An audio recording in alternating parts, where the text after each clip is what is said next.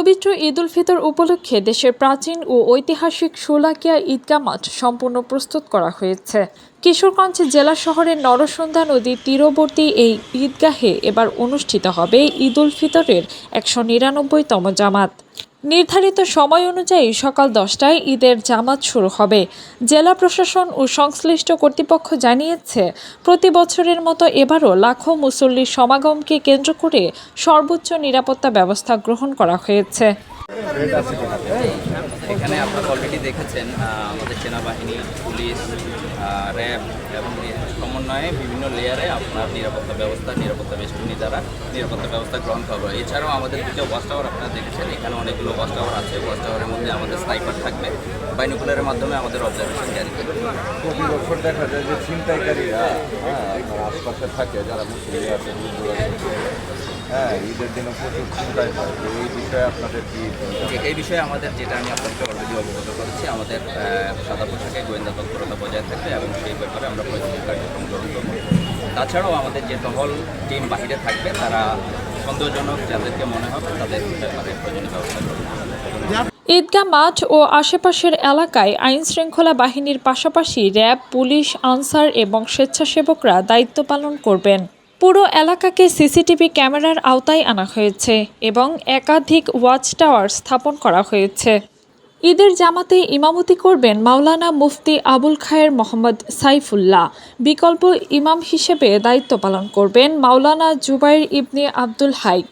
ইতোমধ্যে মুসল্লিদের জন্য নামাজের কাতার নির্ধারণ, প্রবেশ ও বের হওয়ার আলাদা পথ এবং ওযুখানার ব্যবস্থা সম্পন্ন করা হয়েছে।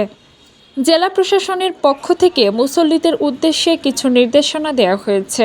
এর মধ্যে উল্লেখযোগ্য হল, জায়নামাজ ছাড়া অন্য কোনো ব্যাগ, ধারালো বস্তু বা অপ্রয়োজনীয় সামগ্রী সঙ্গে না আনা, নিরাপত্তা তল্লাশিতে সহযোগিতা করা এবং নির্ধারিত প্রবেশপথ ব্যবহার করা। মোবাইল ফোন ব্যবহারের সতর্কতাও অবলম্বনের পরামর্শ দেওয়া হয়েছে। ঐতিহাসিকভাবে শোলাকিয়ার ঈদ জামাত দেশের অন্যতম বৃহৎ জামাত হিসেবে পরিচিত।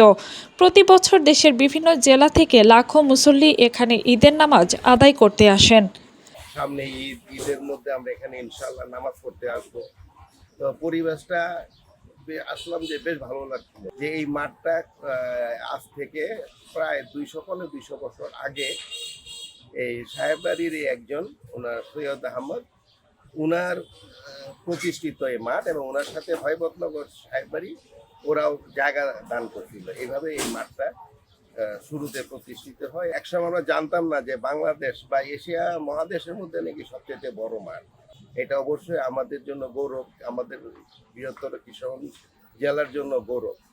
এখানে অনেক মানুষ অনেক জায়গা থেকে আসে, তবে কিছু কিছু ভুল ধারণা আছে। অনেকে মনে করে এই মাঠে নাকি 7 বার নামাজ পড়লে, ঈদের নামাজ পড়লে নাকি হজের সওয়াব। না, হজের সাথে কোনো কিছুরই কম্পেয়ার করা যাবে না। হজ তো হজেই, আর ঈদের নামাজ ঈদের নামাজ। বিগত সরকার থাকতে, মানে আওয়ামী সরকার থাকতে আমরা নামাজ পড়তে আসি নাই। এই জন্য আসি নাই, বিতর্কিত ইমাম দিয়ে জোর করে এখানে ঈদের নামাজ পড়ে। সরকারও বদল হয়েছে এবং পরিবেশও ভালো, ইমাম বদল হয়েছে। এখন সুন্দর একটা পরিবেশ। আমরা সবাই আশাবাদী, ইনশাল্লাহ এখানে নামাজ হবে, সবাই আসবে।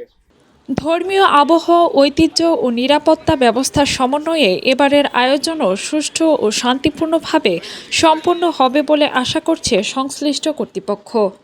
এই মাঠ এর উৎপত্তি প্রায় 200 বছর হয়ে গেছে। এই মাঠটা আসলে হৈবতনগর এবং শোলাকিয়া সাহেববাড়ির সৈয়দ আহমদ নামে ব্যক্তি ছিলেন, তাদের ধারায় এই মাঠের উৎপত্তি। তারা জমিজমা এখানে দান করে গেছেন এবং তারা ইয়েমেন থেকে আসছিলেন ইসলামকে প্রচার করার জন্য, ইসলামের প্রচার এবং প্রসারের জন্য তারা এখানে আসা মানুষকে ডাকতেন। এবং এই প্রেক্ষিতেই আস্তে আস্তে ওই মানুষের এই সারা পায়া ওই মাঠের উৎপত্তি হয়।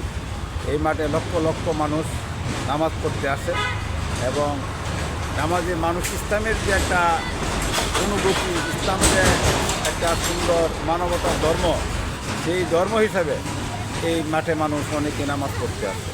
এবং হজে গেলে যেমন একটা মানুষের মধ্যে আনন্দ, বা হজ করে আসছে এরকম যে আনন্দ, ঠিক সুলাইকা মাঠে নামাজ পড়লে এরকম একটা আনন্দ, হজের অনুভূতিটা ভাব করতে পারে। কিন্তু হজ না, হজের যে একটা অনুভূতি সেটা তারা অনুভব করতে পারে এই মাঠে।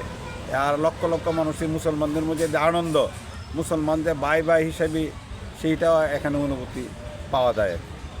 আর আগের যে ইমাম ছিলেন, হ্যাঁ, বিতর্কিত ইমাম, আগে এলাকার লোকজন এখানে মাঠে আসতেন না। এখন নতুন ইমাম হওয়াতে এলাকার লোকজন স্বতঃস্ফূর্তভাবে ওই মাঠে নামাজ পড়তে আসে। কাজী মিম, আপন দেশ, ঢাকা।